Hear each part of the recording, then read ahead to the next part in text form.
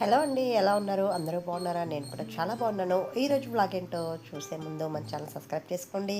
ఇంకా వీడియోలోకి వెళ్ళేటప్పుడు ఈరోజు నేనేం చేశానో అన్ని వీడియోలో చూసేది మీకు ఏమైనా టిప్స్ యూస్ అయితే తెలుసుకోండి. ఇంకా నేను కూడా కొన్ని టిప్స్ అయితే చెప్తాను.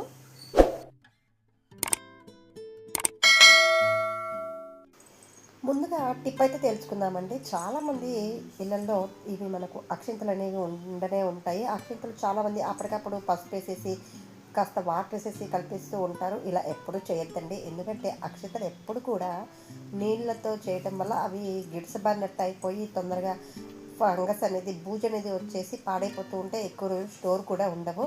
ఇది సరైన పద్ధతి కూడా కాదండి. ఎందుకంటే అక్షింతలు ఎప్పుడు కూడా మనం నెయ్యితో కానీ లేదా నువ్వుల నూనెతో కొబ్బరి నూనెతో మాత్రమే చేసుకోవాలి. ఎప్పుడు కూడా నీళ్ళతో తయారు చేసుకోకూడదు.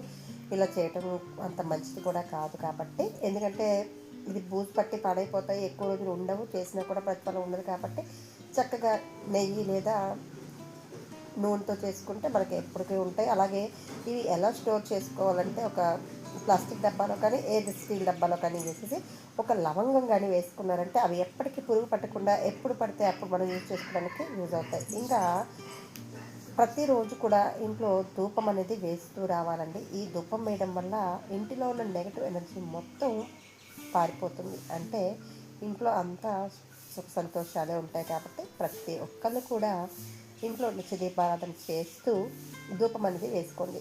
మాకు రోజు ధూపం వేయడం కుదరదు, ఇంట్లో బొగ్గులు ఇవన్నీ ఉండవు అనుకునే వాళ్ళకు కూడా నా దగ్గర టిప్ ఉందండి. ముందుగా అయితే మనం ఇలాంటి పూజ సామాన్ షాప్లో ఇలాంటి కాడ లాంటిది ఒకటి తెచ్చి పెట్టుకోండి. లేదంటే ఒక మీకు ప్లేట్ కూడా సరిపోతుంది. ప్లేట్ అయితే కాలుతుంది కాబట్టి ఇలాంటి కాడు ఉండేదైతే బాగుంటుంది కాబట్టి ఇలాంటిది ఒకటి తెచ్చుకోండి.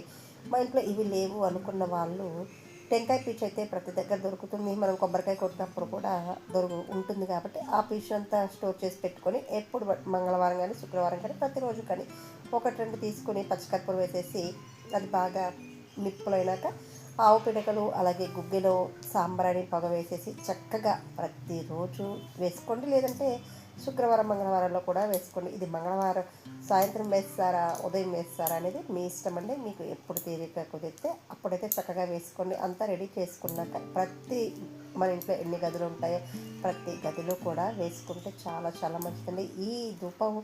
ఈ పొగ పీల్చడం అలాంటి దీంట్లో పచ్చకర్పూరం కూడా వేస్తే చాలా చాలా మంచిది. నేను ఇంకా ధూపంలో ఏమేమి వేసుకోవాలో నెక్స్ట్ వీడియో తప్పకుండా షేర్ చేస్తాను.